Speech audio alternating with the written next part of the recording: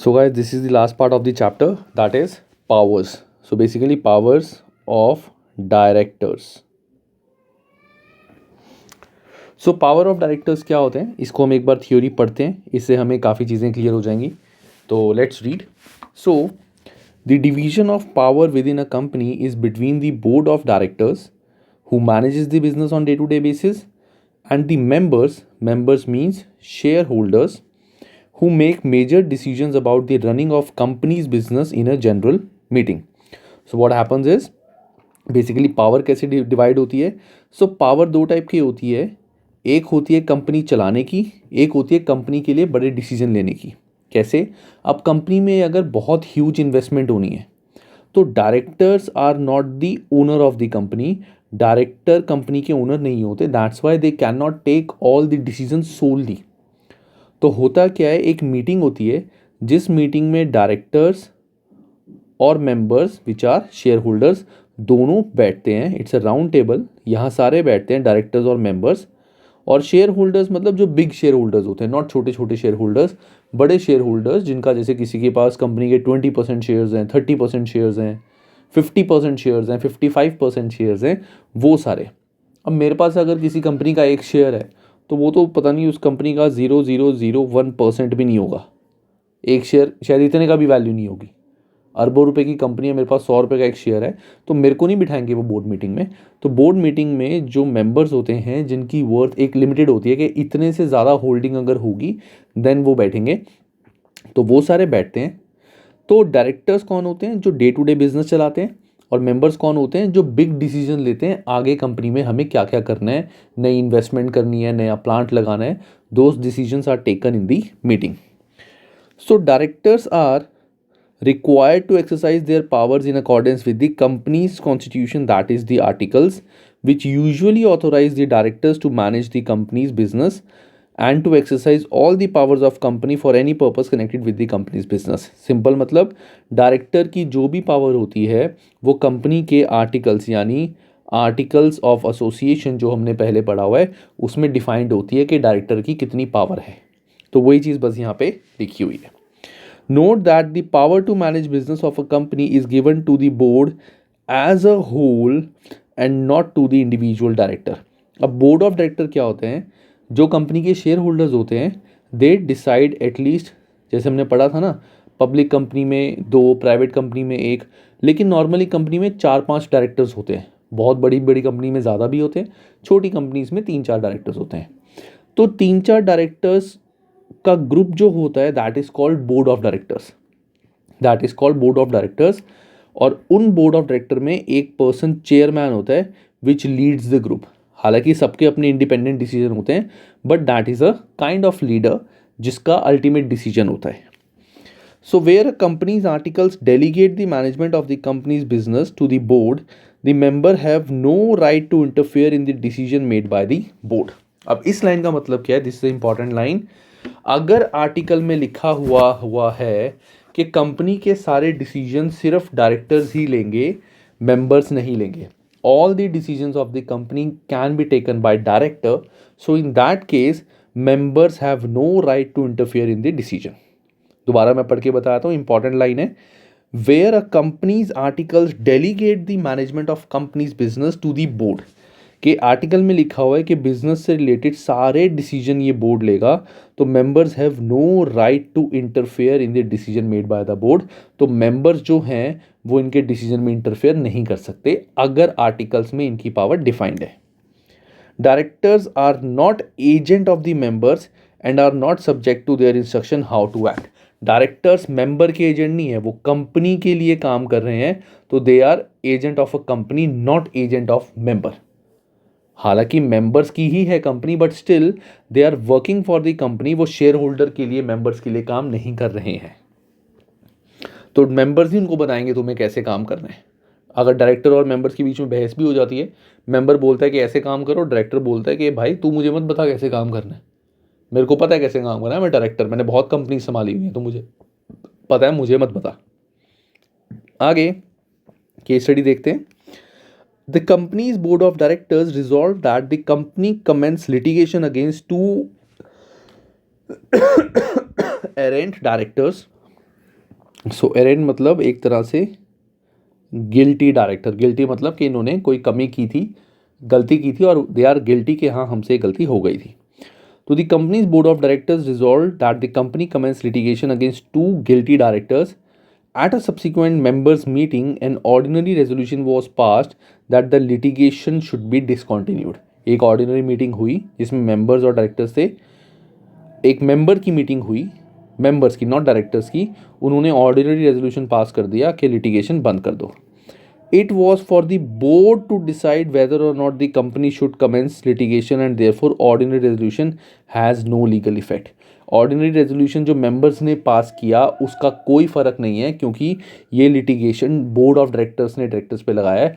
तो जिन्होंने केस किया है उन्हीं का हक बनता है कि ये केस वापस लेने के नहीं लेना. मेंबर्स के कहने पे कभी भी डायरेक्टर्स नहीं चलते. There are some restrictions which means that power in placed in the hands of the directors, power is placed in the hand of the members rather than the directors. अब कुछ restrictions हैं जो बताती हैं कि powers members के हाथ में होती हैं, director के हाथ में नहीं होती. पहला, some action require a resolution. A director can be removed anytime by a ordinary resolution of the members and they may see fit to exercise this right should their views be ignored. The member can alter the articles by passing a special resolution. This power could therefore be used to restrict director powers.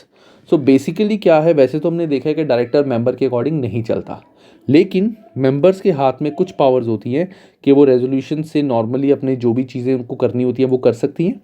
दूसरा, किसी भी director को वो ordinary resolution से निकाल सकती हैं अगर उनको लगता है कि उससे बिजनेस नहीं संभलेगा.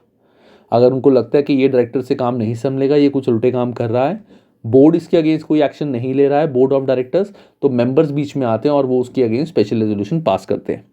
तुम बोलोगे कि सर यहाँ पे रेजोल्यूशन पास करने का क्यों फ़र्क नहीं पड़ा? क्योंकि वो रेजोल्यूशन ये नहीं था कि डायरेक्टर को निकालना है, वो रेजोल्यूशन था कि लिटिगेशन नहीं होगी. भाई एक बंदे ने अगर दूसरे पे केस करा हुआ है तो यही बंदा बताएगा ना कि ये केस वापस मैं लूँगा कि नहीं लूँगा. थर्ड पर्सन थोड़ी बोल देगा कि हाँ ये केस वापस ले लो. तो ये केस की बात हो रही है. लेकिन अगर ये इसमें ये लिखा होता कि डायरेक्टर्स को बाहर निकालना चाहते हैं स्पेशल रेजोल्यूशन से या ऑर्डिनरी रेजोल्यूशन से, वो हो सकता है. और तीसरा, members have the power to amend the articles. अगर डायरेक्टर्स को पूरी भी पावर मिल गई कि बिजनेस तुम्हें संभालना है, हम बीच में नहीं आएंगे, still members have the power कि वो आर्टिकल्स को अमेंड कर सकते हैं. तो वो आर्टिकल ऑफ एसोसिएशन को अमेंड करके उसमें ये डाल देंगे कि डायरेक्टर्स को सारी पावर नहीं देनी, हमारे पास भी कुछ पावर है, कर सकते हैं ना. So these are the powers which lies with the members and not the directors. अब आगे होता है कंट्रोल ऑफ डायरेक्टर्स. इसकी भी थ्योरी पढ़ते हैं एक बार, तभी समझेंगे. Although the directors manage the company on day-to-day basis, a company is ultimately controlled by the members.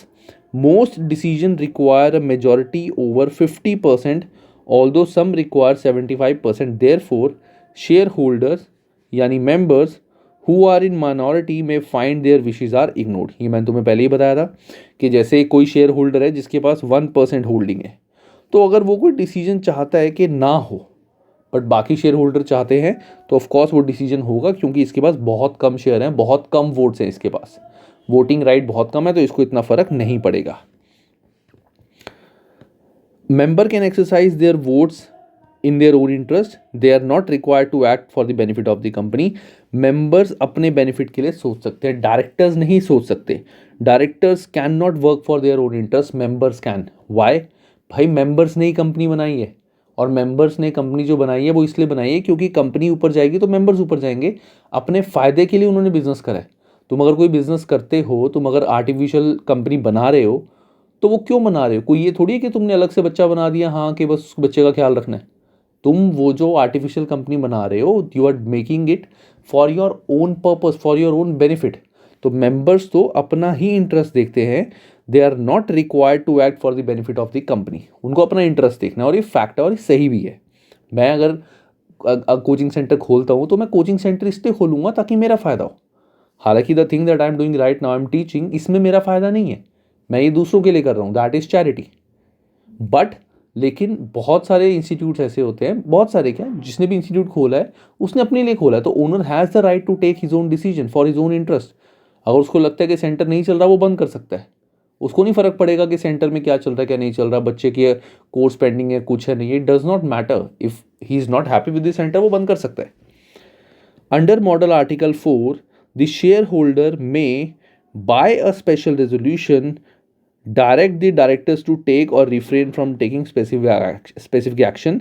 एक आर्टिकल 4 है, मॉडल आर्टिकल 4, उसमें क्या लिखा हुआ है, शेयर होल्डर कोई स्पेशल रेजोल्यूशन पास करके, बेसिकली एक मीटिंग करके डिस्कस करके एक स्पेशल रेजोल्यूशन पास करके डायरेक्टर्स को किसी एक्शन को करने से रोक सकते हैं.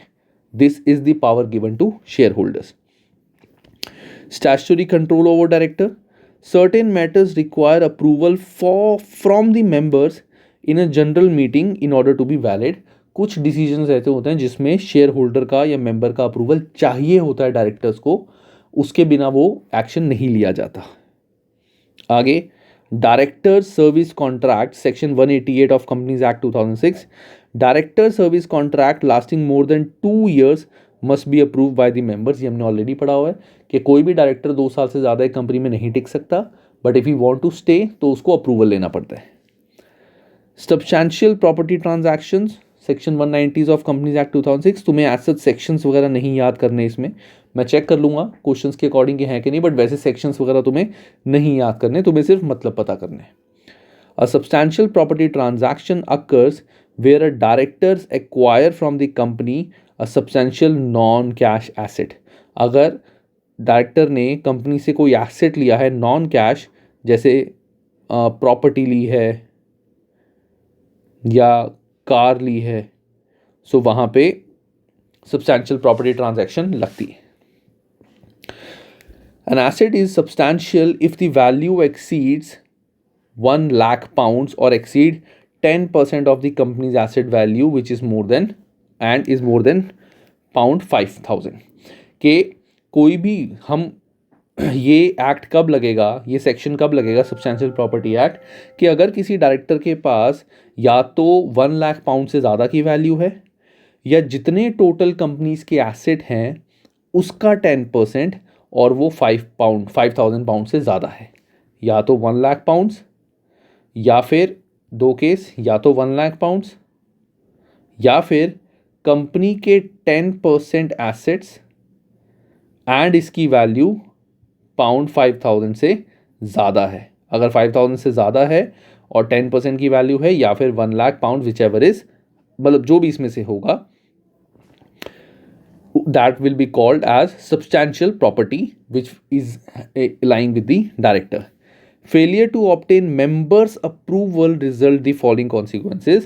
So हमने जो ऊपर पढ़ा है कि कुछ जगहों पे डायरेक्टर को मेंबर से अप्रूवल लेना पड़ता है, तो अगर डायरेक्टर को कोई सब्सटैंशियल प्रॉपर्टी कंपनी की रखनी है तो उसके लिए उसको मेंबर से अप्रूवल लेना पड़ेगा.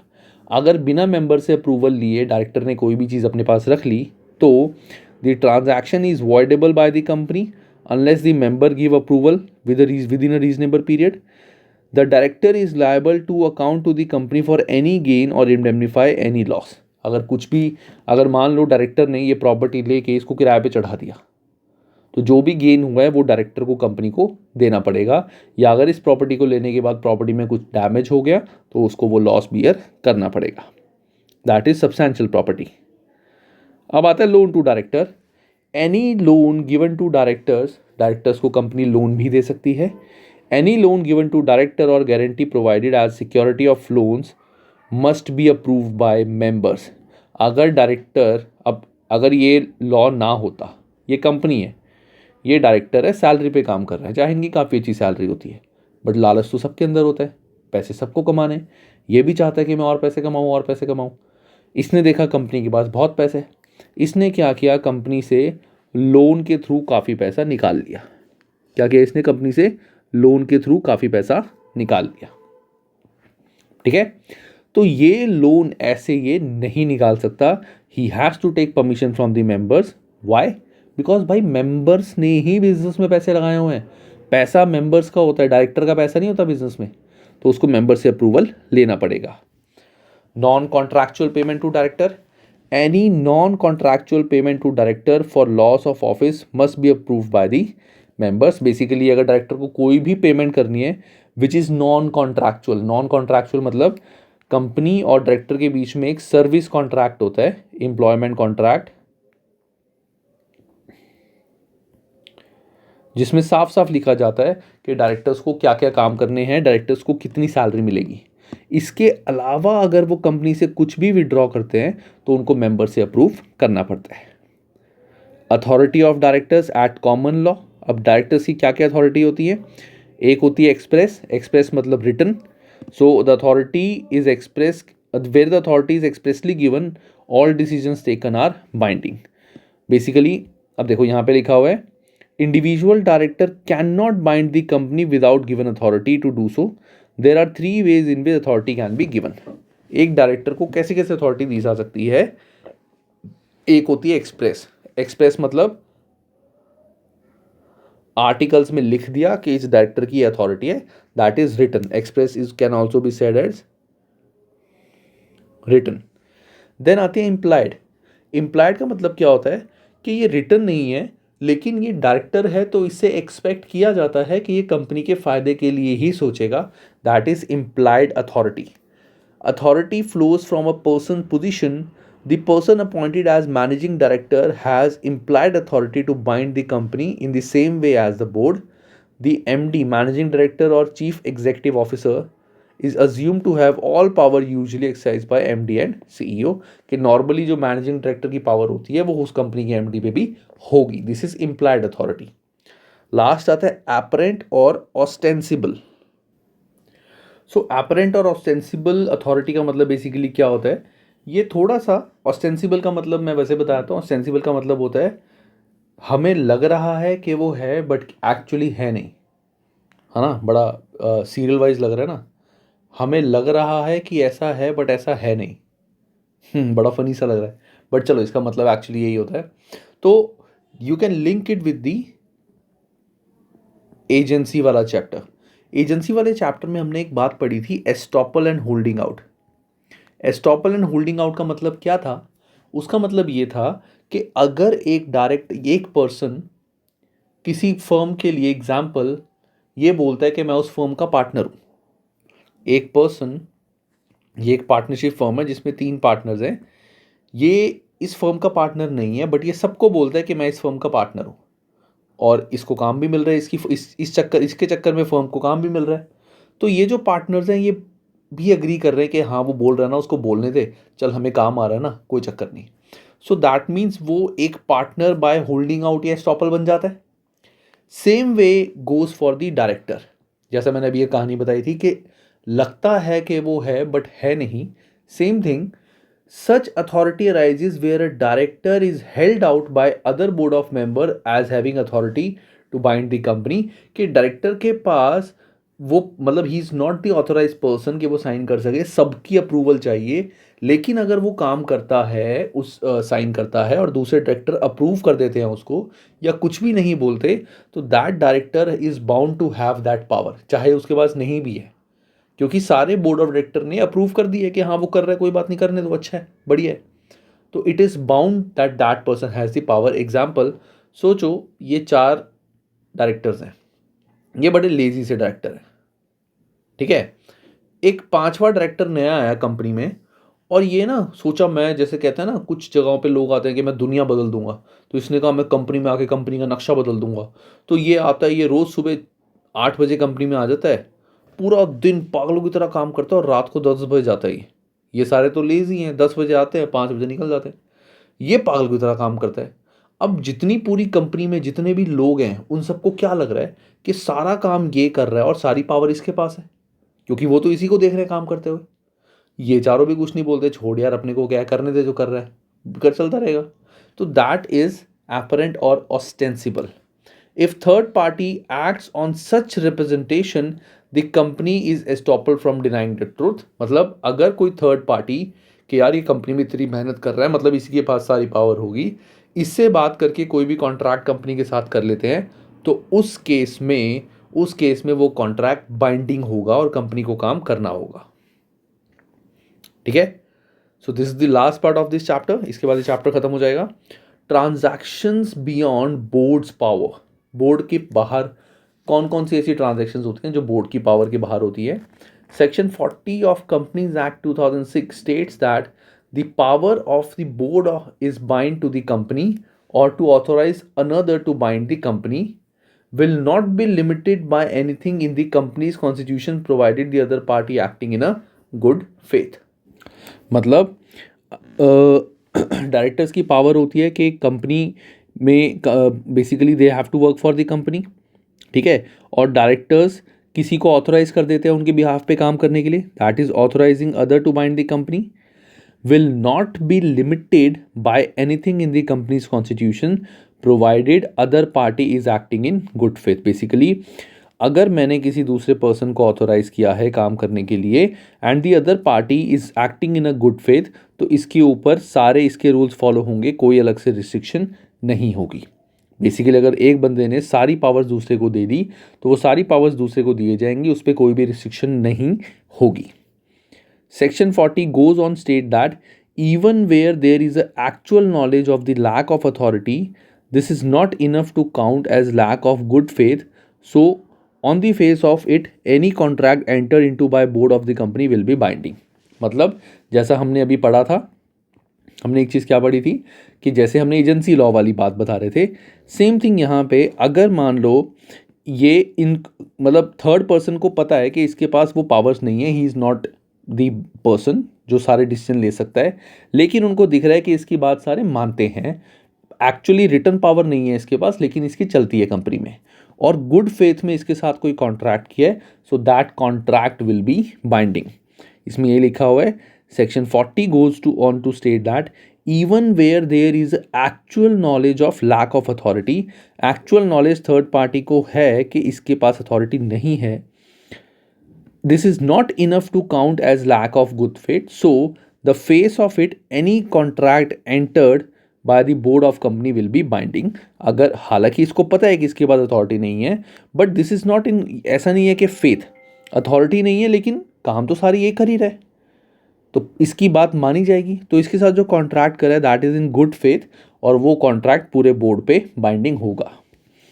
Where, however, the third party to the transaction is also a director of the company or a person associated with the director, the transactions become voidable at the company's instance.